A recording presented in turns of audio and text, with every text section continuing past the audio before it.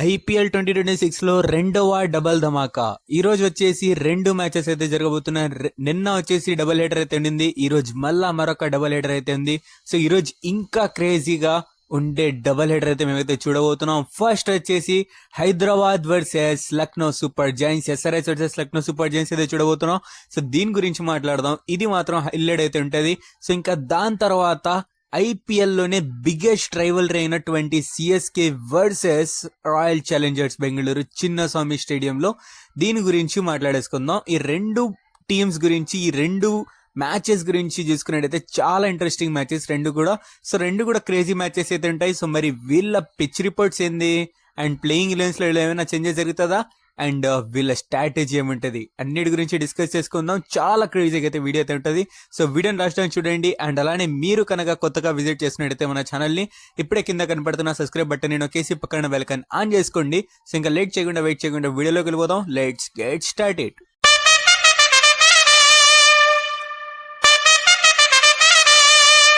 Hey guys, WhatsApp, welcome back to our channel VIPs officials. ఎలాంటి ఏం సంగతులు? First of all finally మేము వచ్చేసి 400 సబ్స్క్రైబర్స్కి అయితే రీచ్ అయితే అయిపోయినాం. నిన్నటి వీడియోలో చెప్పాను, ఈ రోజు వీడియోకి చెప్తున్నా. ఫైనల్లీ రీచ్ అయితే అయిపోయినాం 400 సబ్స్క్రైబర్స్కి.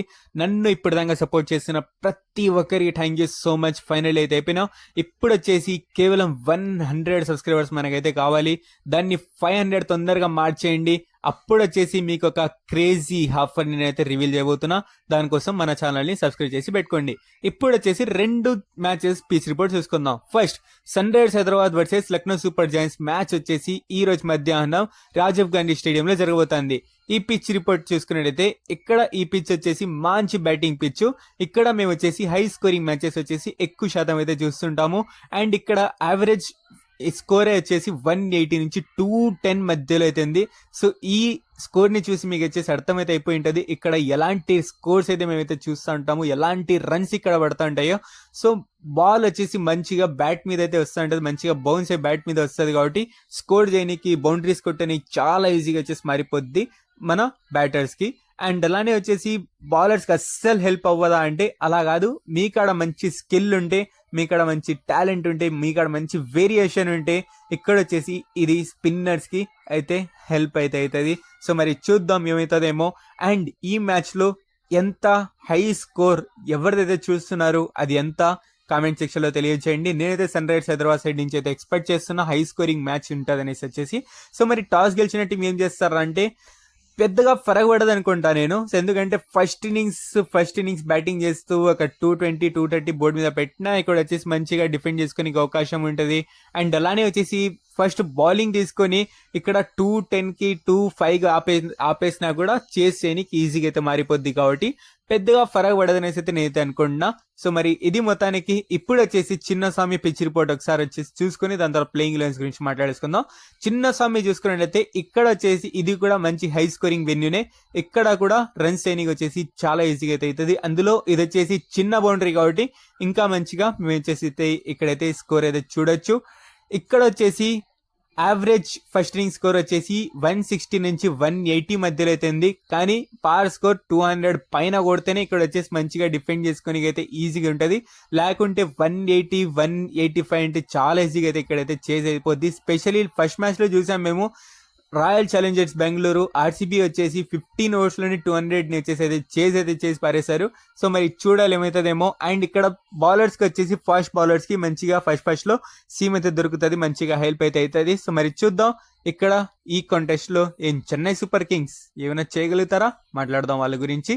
సో అండ్ టాస్ గెలిచిన టీం ఏం చేస్తారా అంటే డ్యూ ఈ మ్యాచ్ లో వస్తుంది కాబట్టి ఖచ్చితంగా ఫస్ట్ బౌలింగ్ చూస్ చేసుకునే అవకాశం అయితే ఉంటుంది. ఫస్ట్ బౌలింగ్ చూస్ చేసుకున్న తర్వాత ఒక స్కోర్ కి ఆపేసి దాని తర్వాత చేయడం ఈజీగా అవుతుంది. కాబట్టి ఇప్పుడు ఈ మ్యాచెస్ ఈ సీజన్ లో అంటూ ఆల్మోస్ట్ వచ్చేసి సెకండ్ బ్యాటింగ్ చూస్ చేసుకోవడమే మేమైతే చూసాము. ఎక్సెప్ట్ నిన్నటి మ్యాచ్ లో ఫస్ట్ బ్యాటింగ్ అయితే చూస్ చేసుకున్నారు రాజస్థాన్ వాళ్ళు. సో మరి చూద్దాం ఏమవుతుందేమో ఈ మ్యాచ్ లో.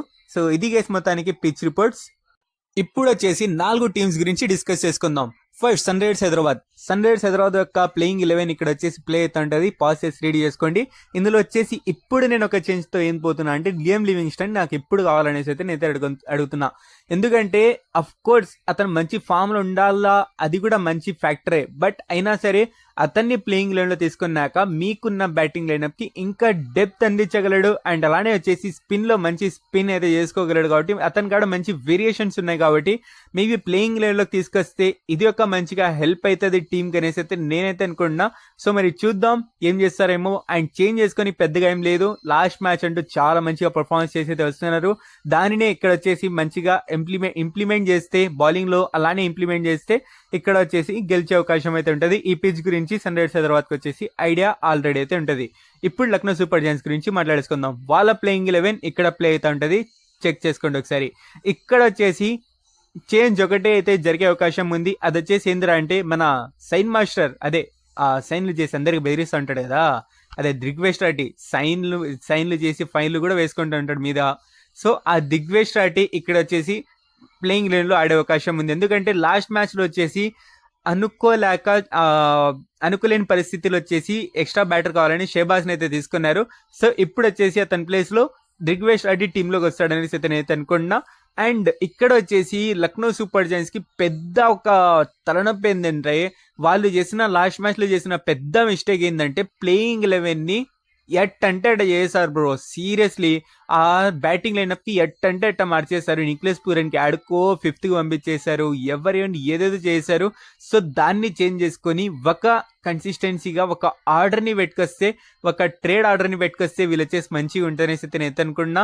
ఇక్కడ of course Rishabh Pant opening చేయడంలో నేను వచ్చేసి క్వశ్చన్ చేయట్లేదు. ఎందుకంటే అతనే వచ్చి చెప్పిండు ఇక్కడ వచ్చేసి మ్యాచ్అప్స్ బాగుండాయి opposite Aiden Markram Mitchell Marsh కి. సో అందుకే నేను ఓపెనింగ్ వచ్చినాను అనేసి వచ్చేసి అతనైతే చెప్పిండు. సో అదొకే, అది మేము యాక్సెప్ట్ చేస్తాం. ఇంకా దాని తర్వాత నికోలస్ పూరన్ నెంబర్ 3 లో బాగా ఆడతాను అన్నాడు కదా. మీరు ఒక్కసారి అతన్ని నెంబర్ 4 లో పెట్టుకొచ్చి కూడా చూడొచ్చు కదా. నెంబర్ 4 కూడా కాకుండా నెంబర్ 5 అయితే తోసేశారు. సో ఇంకా అలానే వచ్చేసి ఏదేదో మార్చేసి ఏదేదో చేసి ఇక్కడ వచ్చేసి ఫెయిల్ అయిందనేసి, టీం ఫెయిల్ అయిందనేసి అయితే అంటాను. సో ఇక్కడ వచ్చేసి ఇంకోటి దిగ్వేష్ రాటిని లాస్ట్ మ్యాచ్ లో తీసుకురాకపోవడం వల్ల, షేబాజ్ ని తీసుకురావడం వల్ల కొన్ని రన్స్ ఏమైనా వచ్చినాయేమో కానీ ఆ తక్కువ నిన్న స్కోర్ కూడా 146 ఎంతో కొట్టినారు. నాకు సరిగ్గా గుర్తు రావట్లేదు. If I'm wrong please correct me. So నేను వచ్చేసి చెప్పేది ఏంటంటే దిగ్వేష్ రాటి ఉన్నప్పుడు బౌలింగ్ లో ఇంకొంచెం డెప్త్ ఉండేదేమో, మంచిగా ఒక క్లోజ్ మ్యాచ్ ని మేమైతే చూడేదేమో కానీ అది అయితే జరగలేదు. సో మరి చూద్దాం ఈ మ్యాచ్ కి వచ్చేసరికి ఏమవుతుందేమో. అండ్ ఇక్కడ దిగ్వేష్ రాటి ఖచ్చితంగా ఆడతానేసి అయితే నేనైతే అనుకుంటున్నా. సో మరి మీరేమంటారు? నేను చెప్పిన పాయింట్లు ఏమైనా రాంగ్ ఉందా? ఖచ్చితంగా కామెంట్ బాల్ తెలియజేయండి.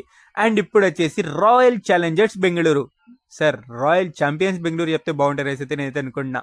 సో ఈ రకంగా పర్ఫార్మెన్స్ వచ్చేసి లాస్ట్ మ్యాచ్ లో వీళ్ళైతే ఇచ్చినారు. సో ఇక్కడ వీళ్ళ మ్యాచ్ లో వీళ్ళ ప్లేయింగ్ 11 ఇక్కడ ప్లే అవుతుంటే చూసుకోండి ఒకసారి.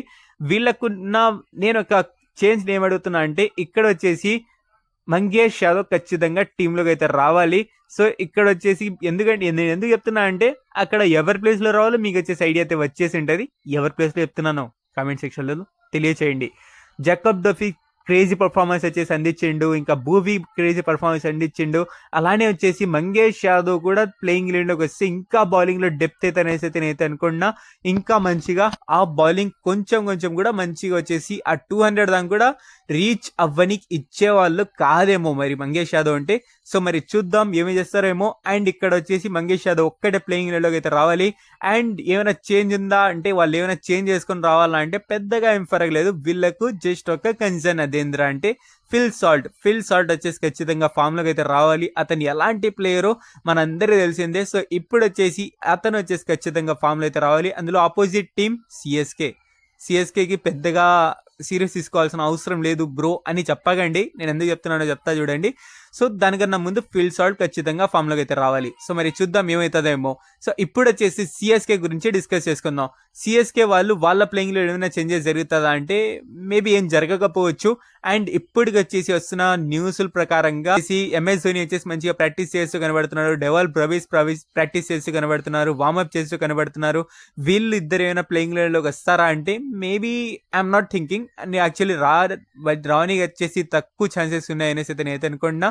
సో మరి వచ్చినాక ఎవరి ప్లేస్ లో వస్తారా అంటే కార్తిక్ శర్మ ప్లేస్ లో ఎంఎస్ ధోని వచ్చే అవకాశం ఉంది. అండ్ అలానే వచ్చేసి ప్రశాంత్ వీరో అండ్ సర్ఫరాజ్ ఖాన్ వీళ్ళ ప్లేస్ లో వచ్చేసి డెవాల్ బ్రేవిస్ వచ్చే అవకాశం ఉంది. అండ్ వీళ్ళు వచ్చేసి ఇక్కడ ఈ రెండు చేంజెస్ మేమైతే ఉంటే చూడొచ్చు, లేకుంటే లేదు. అండ్ ఇక్కడ సిఎస్కే అంటూ చాలా పూర్ పర్ఫార్మెన్స్ వచ్చేసి లాస్ట్ మ్యాచ్ లో, ఇంకా లాస్ట్ మ్యాచ్ లో 2 మ్యాచెస్ లో వీళ్ళు ఆడిన 2 మ్యాచెస్ లో మనకైతే కనబడింది. ఒక మ్యాచ్ లో చూస్తే పెద్ద రన్స్ చేయలే, ఇంకో మ్యాచ్ లో చూస్తే రన్స్ చేసినా దాన్ని డిఫెండ్ చేసుకోలేకపోయినారు. అందులో చెన్నై గ్రౌండ్ లో వచ్చేసి 209 వీళ్ళు వచ్చేసి డిఫెండ్ అయితే చేసుకోలేకపోయినారు.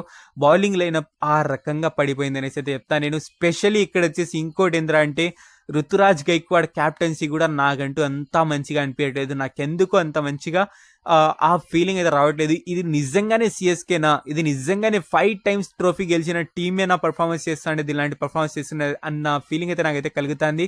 సో ఖచ్చితంగా వీళ్ళు వచ్చేసి వీళ్ళ బౌలింగ్ లైనప్ కి ఇంకా మంచిగా స్ట్రాంగ్ గా మార్చాలి.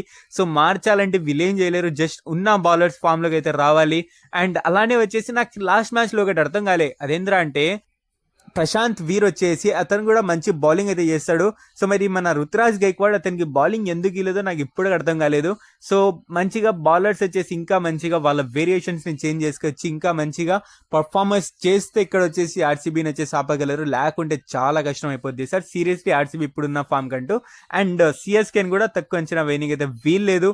వీళ్ళకాడ ఉన్న బ్యాటింగ్ లైనప్ ఏం తక్కువ కాదు, అండ్ బౌలింగ్ కూడా ఏం తక్కువ కాదు. రాహుల్ చహార్ కానీ, నూర్ అహ్మద్, ఖలీల్ అహ్మద్ వీళ్ళు కూడా మంచిగా పర్ఫార్మెన్స్ వచ్చేసి ఇస్తారు కాబట్టి, మంచి బౌలింగ్ చేస్తారు కాబట్టి వీళ్ళకి కూడా తక్కువ అంచనా వేయనికైతే అస్సలు వీల్లేదు. సో మరి చూద్దాం ఇక్కడ వచ్చేసి నాకు కూడా ఈ మ్యాచ్కి వచ్చేసరికైనా ఏమైనా ఒక క్లోజ్ మ్యాచ్ అయితే చూడొచ్చా, కామెంట్ సెక్షన్ లో తెలియజేయండి. ఇప్పుడు వచ్చేసి మన ప్రెడిక్షన్స్ గురించి మాట్లాడేసుకుందాం. First sun Risers Hyderabad versus Lucknow super giants లో ఎవరు గెలుస్తారంటే I'm going with sun Risers Hyderabad, because home advantage ఉంటుంది అండ్ మంచి పర్ఫార్మెన్స్ వచ్చేసి మేమైతే ఈ మధ్య చూస్తున్నాం కాబట్టి I'm going with sun Risers Hyderabad. And next వచ్చేసి royal challengers Bengaluru versus Chennai super kings లో I'm going with royal challengers Bengaluru. So ఇక్కడ వచ్చేసి ఆర్సీబీతో అయితే పోతున్నా, అలా అని చెప్పి తక్కువ అంచనా నేనే వేయట్లేదు, జస్ట్ వాళ్ళు ఇస్తున్న పర్ఫార్మెన్స్ కి ఇది వచ్చేసి నా ప్రెడిక్షన్. సో మరి మీ ప్రెడిక్షన్ ఏంది కింద కామెంట్ సెక్షన్ లో తెలియజేయండి. So thank you so much for watching. Love you all, signing after VIPs Officials. Bye.